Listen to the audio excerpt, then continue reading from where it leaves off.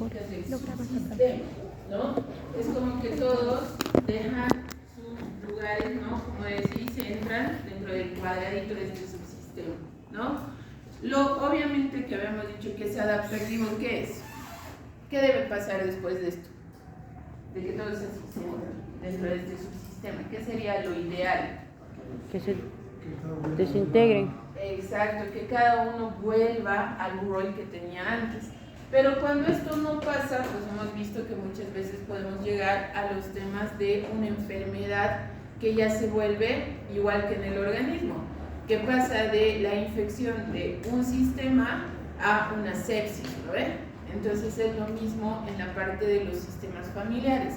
Si existe una alteración en el subsistema, pues existe una enfermedad de todo este sistema, y a eso nosotros ¿qué le denominamos? Disfunción familiar, ¿de acuerdo? Entonces cuando nosotros ponemos los diagnósticos de disfunción familiar es justamente cuando hay una alteración en estos roles, ¿de acuerdo? Ahora, obviamente para esto sí hay el tema, digamos, de los tratamientos y demás situaciones, ¿no? Pero que es más ya dentro de la parte terapéutica, ¿de acuerdo? Pero sí es importante que nosotros reconozcamos lo que es la disfunción familiar. Ahora, como dice, el comportamiento de una persona, ¿no?, dentro de la familia puede ser entendido dentro de un contexto comunicativo relacional. ¿Qué quiere decir? Que entre estos subsistemas, ¿de acuerdo? No es que andamos sueltitos, como habrán visto en sus genogramas. ¿Cómo se unen sus genogramas entre subsistemas? A través del ADN. ¿Cómo unen un subsistema con otro subsistema? Ok, ¿qué significa esa línea? Parentesco. Ok, la relación de parentesco. ¿Cómo sé que hay una mala relación entre esos subsistemas? Cuando le pones una cruz. Cuando una cruz es fallecimiento. O sea, ese subsistema ya descanse en paz. ¿Qué más? Pero entre, exacto. Dos. Ok, entonces nosotros vamos a ver si dentro de estos subsistemas hay una relación adecuada de comunicación. Cuando ponemos una línea que es como puente, es decir, dos líneas, eso significa que hay una comunicación. Cuando vamos a ver estas líneas tienen un zigzag, significa que hay dificultades entre esta relación. Si hay una abertura como un puente, significa que hay separación. Si hay una cruz, significa que hay divorcio, ¿de acuerdo? Entonces, esto también nos va a servir, ¿para qué? ¿Para qué nos funcionará saber la dinámica de los subsistemas en cuanto a su comunicación? ¿Para qué nos sirve? Para el estado emocional de las personas. Ya, sí, pero digamos, o sea, sí está bien, ¿dale? Porque sí nos interesa saber el estado emocional de mi paciente, ¿no?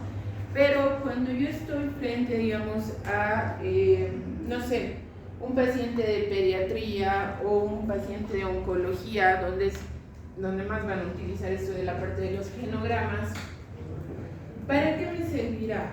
Prevención.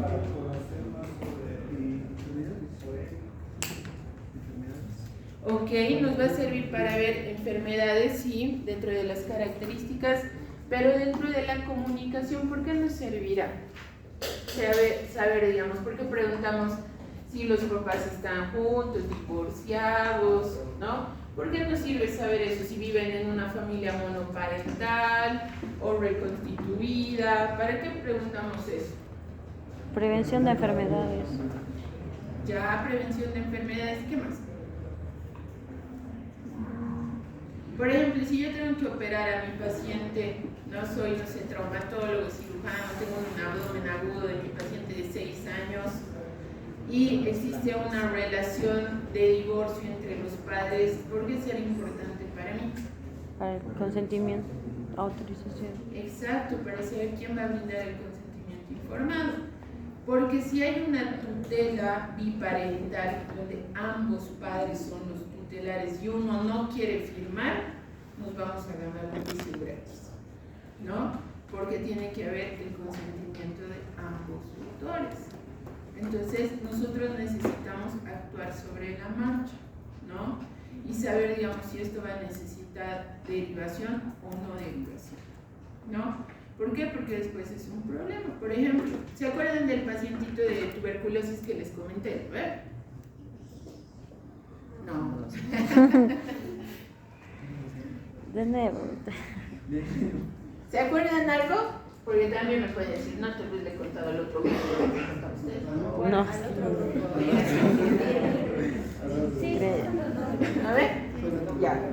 Entonces, este paciente sí teníamos un conflicto de comunicación, porque como el papá estaba dializando y todo, no quería darle la tutela a las tías, porque la mamá ya había fallecido. Y teníamos que operarlo, porque bueno, teníamos que hacerle una biopsia y necesitábamos el consentimiento porque tenía que entrar al quirófano porque tenía un superabsceso, ¿no?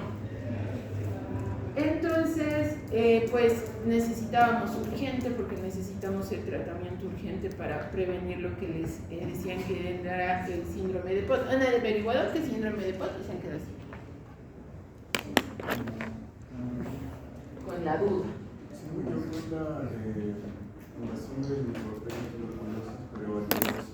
Exacto, es la enfermedad de la TB a nivel óseo. Entonces, como yo les decía, este paciente a nivel de todo lo que era la columna vertebral, pues ya tenía daño, ¿no? Pero teníamos un absceso que, lamentablemente, para el programa de tuberculosis tenemos que garantizar que es tuberculosis extrapulmonar para que nos den el tratamiento. Entonces, sí había que intervenirlo para la toma de muestra. Entonces, pues nada, o sea, ahí teníamos un conflicto de comunicación, ¿no? Y obviamente habíamos dicho que había un descuido familiar. Entonces, pues lo que hicimos fue traerlo al papá después de su diálisis y decirle, pues, o firmamos, vamos a la defensoría porque no hay nada más. Entonces, ahí, por ejemplo, hay un problema de comunicación y sabemos bien que aquí hay un tema de disfunción familiar porque hay un tema donde la enfermedad del padre, pues, es la que une a todos los subsistemas. Entonces, ahí hay una disfunción familiar. Entonces, sí nos sirve para ver este tipo de situaciones. ¿Por qué? Porque muchas veces va a pasar que dicen, pues no lo voy a ver. O sea, sí hay cosas que no, por eso no se las enseño. Pero las que sí vemos, pues tenemos que saber abordar y saber cómo vamos a ir comunicando dentro de esto. Ya les he dicho, por ejemplo, en esta disfunción familiar, ¿cuál sería la parte patológica de estos subsistemas que se han reorganizado? Porque el paciente, que sí es el que nos interesa, no podemos hacer nada. ¿Por qué? Porque hay una disfunción familiar acá. ¿Dónde se ha desadaptado esta estructura, este sistema? Exacto. Que todos se han quedado dentro del rol de la enfermedad del padre. Por tanto, ¿será más importante la enfermedad de nuestro paciente o del padre? El padre. O sea, porque esto es como algo aleatorio donde, sí, está enfermo, pero pues no lo tomamos en cuenta, ¿no? Y ahí vamos a tener dificultades en nuestro tratamiento y nuestro apego al tratamiento. Ya les he dicho, este paciente que ya es prácticamente adolescente, pues para progresar a una tuberculosis extrapulmonar, no ha sido que ha pasado un mes. Estamos hablando de algo que ha pasado entre 2 y 3 años. Y digamos, no sé, en su propia vivencia, ¿cómo eran sus papás cuando ustedes se enfermaban? ¿No? O sea, que tenían fiebre, estaban mal, con dolor, digamos, ¿no? ¿Qué hacían sus papás? Preocuparse, por lo menos. Aunque los automediquen, pero se preocupaban y si no hay resultados, pues los llevó al pediatra.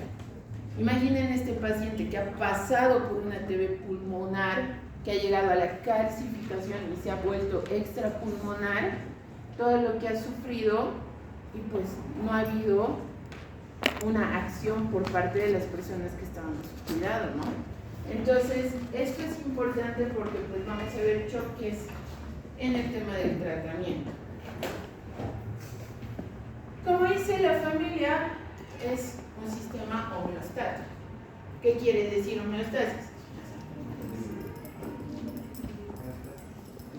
A ver, el equilibrio del medio interno con el medio externo. En este caso sería el equilibrio entre el individuo y el macrosistema, ¿no ven? Donde tiene que haber un orden para la acción de cada uno de los subsistemas. Ahora, como dice, obviamente la comunicación entre las diferentes personas pues se va a ir estableciendo, y esto ustedes ya lo han visto, ¿no? Las interacciones.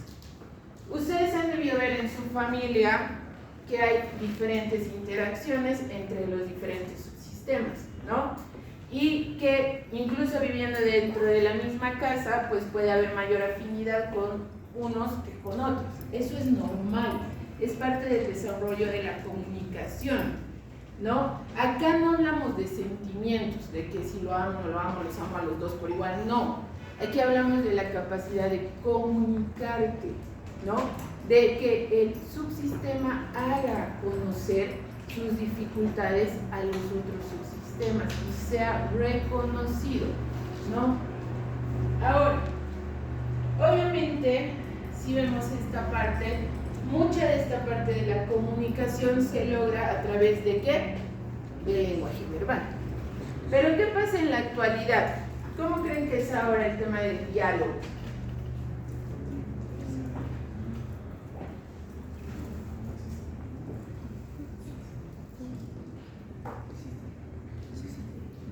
Por ejemplo, ahora que está de moda, el bullying es algo que tiene que ver con el tema de la comunicación, ¿no? Por ejemplo, no sé, los que han tenido la posibilidad de tener hermanos o primos de casi las mismas edades, ¿cómo era cuando te molestaban?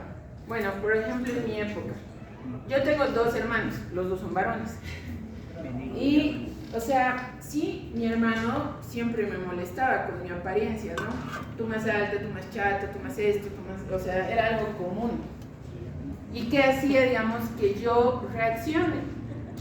Entre lo que mi mamá me decía, ponle un límite, dile que no te moleste. En algún momento sí me decía, ella iba y me defendía, pero en otro punto me decía, tú ponle el límite, obviamente sin golpes, ¿no? O sea, eso ya, algunos sí lo hacen, todavía es parte natural del neurodesarrollo, pero es poner un límite.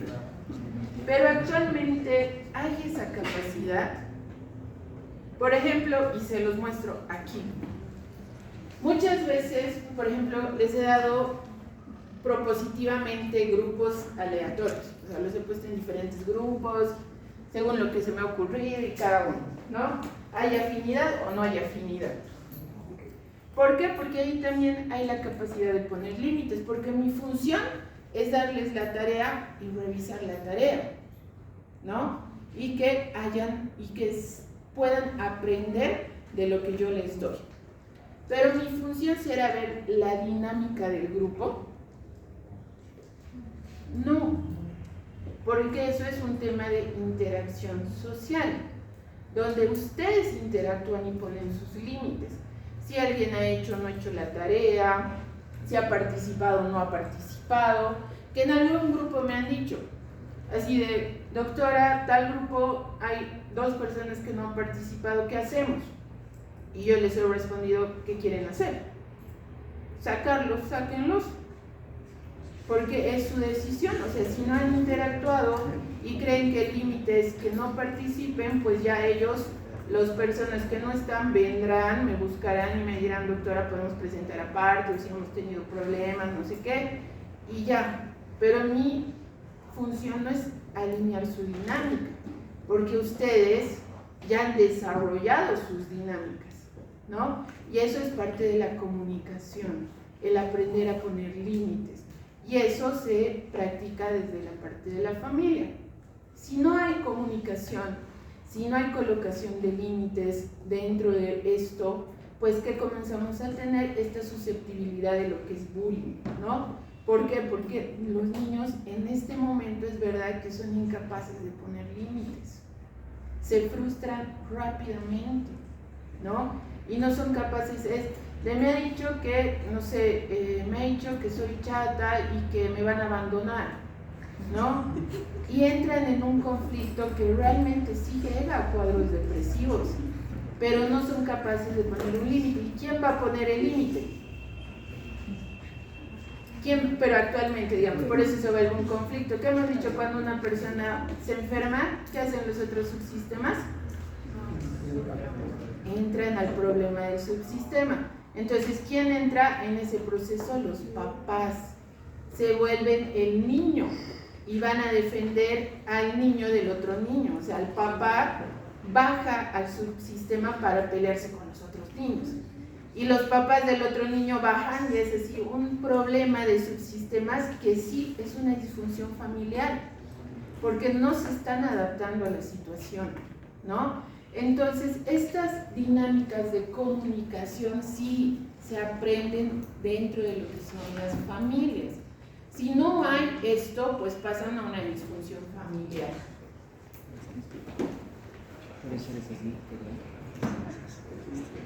Ahora, ¿qué es lo que vemos nosotros acá? La causa y el efecto, que es justamente lo que vamos a ver. Cuando ustedes hagan, porque esto sí es bonito, cuando hagan el internado, de acuerdo, les hacen hacer los casos de morbimortalidad, que usan justamente este esquema de causa y efecto. ¿Cuáles han sido las causas previas relacionadas al paciente como tal? Factores que no van relacionados al paciente como tal y en qué ha concluido. Porque esto es un caso de morbimortalidad, porque esto se hace cuando el paciente fallece, ¿no? Nosotros auditamos y vemos cuál ha sido la causa del fallecimiento del paciente, pero el caso clínico no se ayuda a presentar. Entonces, por ejemplo, digamos que mi paciente de TB fallece, digamos, ¿ya? Y hacemos la parte de la auditoría. Entonces, ¿cuáles serían para ustedes las causas como tal del paciente que han llevado al desarrollo de la enfermedad, que sería la tuberculosis extrapulmonar y el fallecimiento, ¿no? ¿Cuáles serían las causas del propio paciente? ¿Qué se les ocurre? Despreocupación por esa enfermedad, ¿no? Dale, puede haber negligencia, uno de los factores. ¿Qué más? La economía. Ya podemos tomar en cuenta la parte de la economía, si había o no ingresos por parte de los padres. ¿Qué más? Factores genéticos. Ya factores genéticos, ¿no? Tal vez había, no sé, inmunodeficiencias o no había, digamos, el tema de inmunidad en este paciente, aunque realmente yo creo que todo lo contrario, en el libro ese paciente ya estaría fallecido. ¿Y cuáles serán las causas externas al paciente? Ahí nos involucra a nosotros. ¿Qué no habremos hecho o qué no se habrá conseguido con este paciente que han llegado a este tipo de desenlace?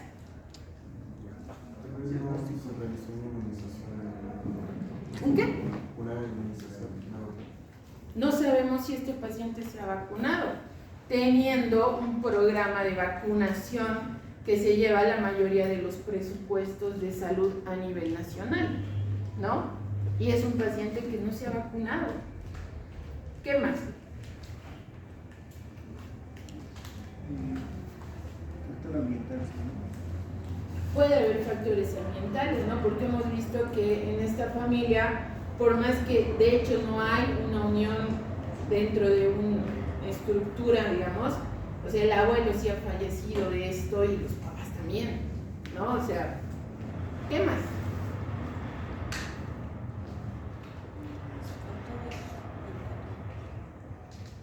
¿Qué habrá pasado con el control de niños sanos? ¿Qué habrá pasado con las escuelas donde vamos a hacer prevención? ¿Qué habrá pasado con la detección? Porque, a ver, La detección de TB, ¿quién la hace? O la más no tan específico. ¿Quién hace la detección de paciente sintomático?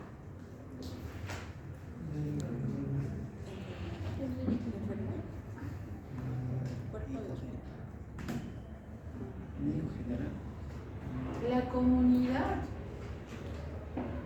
Nosotros les enseñamos a la comunidad a través de las charlas a ser los que detecten si un paciente está o no en riesgo. Entonces, si se dan cuenta, cuando un paciente fallece, la causa es multifactorial. Así como el desarrollo del individuo, hemos visto, ¿no? Hace el individuo, el exosistema y el macrosistema, el fallecimiento de un individuo pues también se vincula al exosistema y al macrosistema. ¿De acuerdo?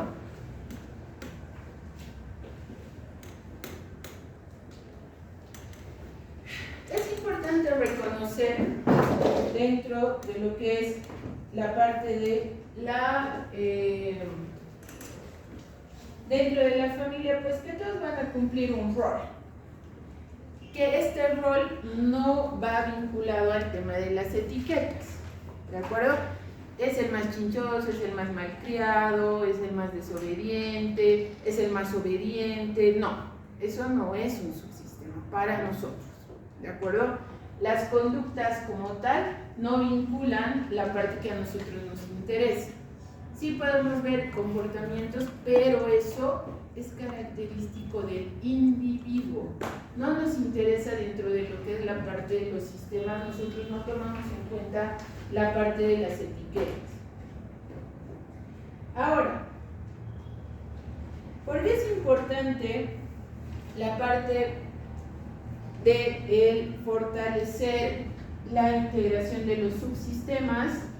Porque este subsistema, mientras pueda desarrollarse en su máximo potencial, pues va a llegar al aumento de su autoestima, que eso sí nos interesa, porque un subsistema que tiene colocación de límites, comunicación, adaptación a los problemas, va a ser un subsistema sano, ¿no? Y eso se va a desarrollar en lo que es las demás partes del exosistema y el macrosistema, llegando a una mejora no solo del sistema como tal, ¿de acuerdo? Sino de la comunidad, ¿de acuerdo?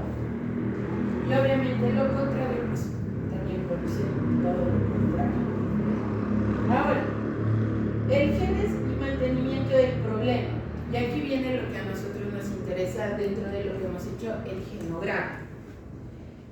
Genéticamente todos estamos ligados a un factor de probabilidad. Ya hemos hablado, ¿no ven que hemos dicho que se llama eso?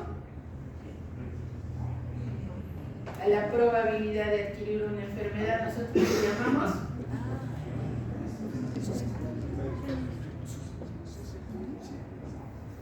heredabilidad. Entonces, ¿qué va a pasar con la heredabilidad? Así como heredamos el tipo de cabello, si vamos a tener barba, no vamos a tener barba, vamos a ser altos o vamos a ser pequeños, ¿qué es lo que a nosotros nos interesa? Ahí. Y ahí viene el trabajo, la parte de lo que es los genogramas. Para nosotros, el genograma no es el árbol genealógico, ¿de acuerdo? Que ha tenido bisabuelos, abuelos, no. A nosotros la parte del genograma, como su nombre nos dice, es la gráfica genética de esa familia. Es lo que nos interesa saber. ¿Por qué? Porque estas características nos van a permitir ver justamente el tema de prevención o la probabilidad del desarrollo de una enfermedad. Entonces, ya han visto ustedes, vamos a tener características dentro de lo que es varón y mujer. mujer que va a estar interpretada por un círculo y hombre o varón que va a estar representado por un cuadrado, ¿de acuerdo? La persona de la que se hace el genograma, ¿de acuerdo?, está representado por una doble figura, ¿de acuerdo? ¿Qué quiere decir? Que yo voy a, al momento de generar el gráfico, voy a poner una doble imagen. Es de la persona que estoy desarrollando el genograma. Es decir, que de ustedes tienen que estar con doble imagen ustedes, ¿no? No se ponen nombres, o sea, no se pone Juan, ya les he dicho, porque no es árbol genealógico, es genograma. Me interesa saber el desarrollo de quién estamos haciendo y la parte, digamos, de las características de esta persona. En fallecimiento ponemos con una cruz, ¿de acuerdo? Y acá ponemos la edad, ¿de acuerdo?, de la persona que ha fallecido y el año de fallecimiento en eso. También podemos poner en las características de la persona como tal la edad, que va dentro de la imagen, ¿de acuerdo? La persona que ha fallecido va afuera y con el año de fallecimiento, ¿de acuerdo? El tipo de relación. Puede haber el matrimonio, donde colocamos el año de matrimonio entre la pareja, ¿de acuerdo? Puede haber la separación, como ven que está con una línea, y el año de separación. Esto es separación, no es divorcio, ¿de acuerdo?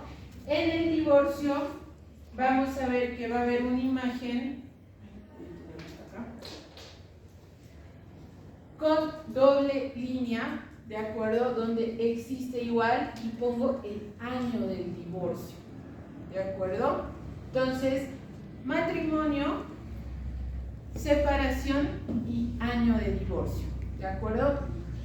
Ahora, dentro de esto podemos tener diferentes características que esto han debido encontrar en el tema de que hay dos tipos de imágenes.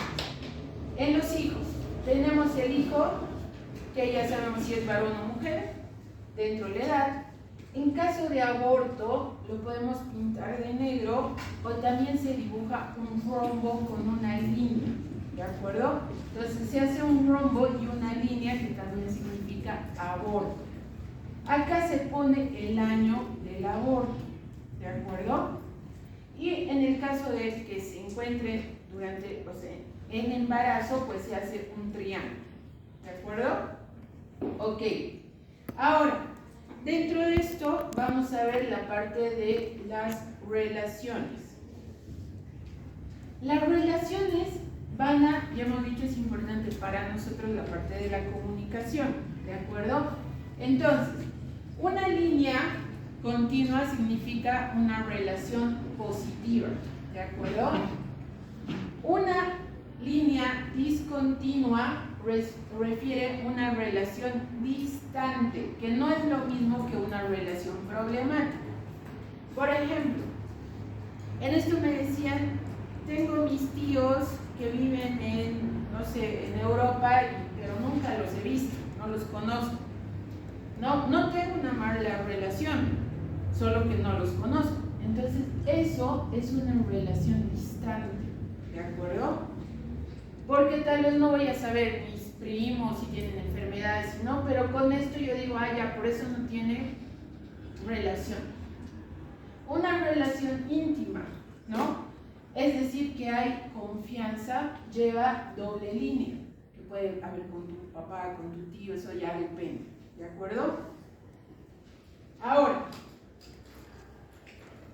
esto era lo que les decía, una relación conflictiva que está con el tema del zigzag, ¿no? Aquí sí hay un tema de un vínculo de mal relacionamiento.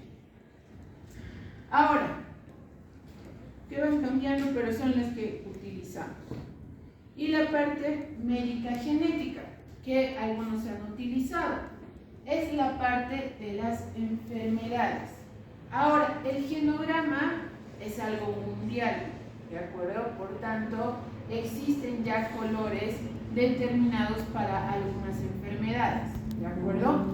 Por ejemplo, problemas del corazón o enfermedades del corazón está determinado por el color rojo. Cáncer está determinado por el color morado. El síndrome de Down está relacionado con el azul. La anemia está relacionada con el rosado. El albinismo está relacionado con el celeste claro. La diabetes con el verde.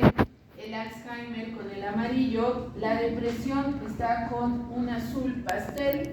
El asma con un café claro. Y el autismo con un verde claro. ¿De acuerdo? Ahora, como ven, cada uno ocupa un cuarto. ¿Por qué? Porque en las familias se toman en cuenta las 4 enfermedades más predisponentes del individuo, ¿no? Por ejemplo, me interesa que, no sé, el asma ha sido un problema que lo ha perseguido a lo largo de la vida, ¿no? Que ha necesitado tratamiento, entonces lo pongo como primera enfermedad, segunda enfermedad, tercera y cuarta enfermedad. Se tomen en cuenta 4 enfermedades del individuo, ¿de acuerdo? Y con eso realizo la parte de lo que es el árbol genealógico. Entonces, voy a revisar esto, ¿dale? Voy a revisar esto, pero esto, de acuerdo, es una nota y van a presentar para la siguiente clase con lo que hemos llevado la corrección, ¿de acuerdo? Entonces ustedes saben que todo lo que presentamos es sumatorio, ¿de acuerdo? Entonces me presentan el siguiente. Si ustedes consideran, si alguien considera que este está bien, pues lo dejamos. Si consideran que lo pueden mejorar, entonces me lo traen para la siguiente, el otro, ¿de acuerdo? Para considerar eso, que va a valer una sola nota. Bueno, ahora, ¿dudas, preguntas sobre esto? Si les pongo en el examen, hagan sus genogramas.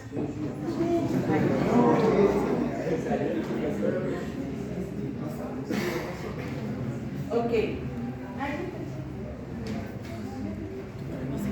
¿Hay preguntas?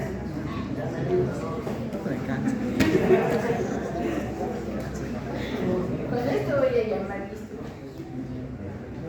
Con sus tareas. ¿Alguien no ha presentado su tarea? ¿Todos? Ok. Vayan a descansar, a comer bien, a dormir.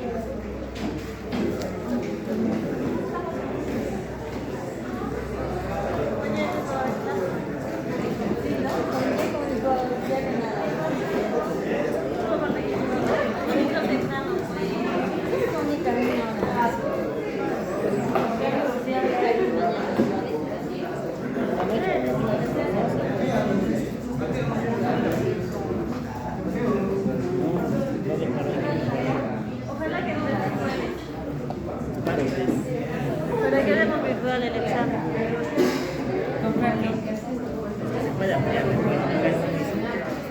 Sí, yo tengo comida para un mes.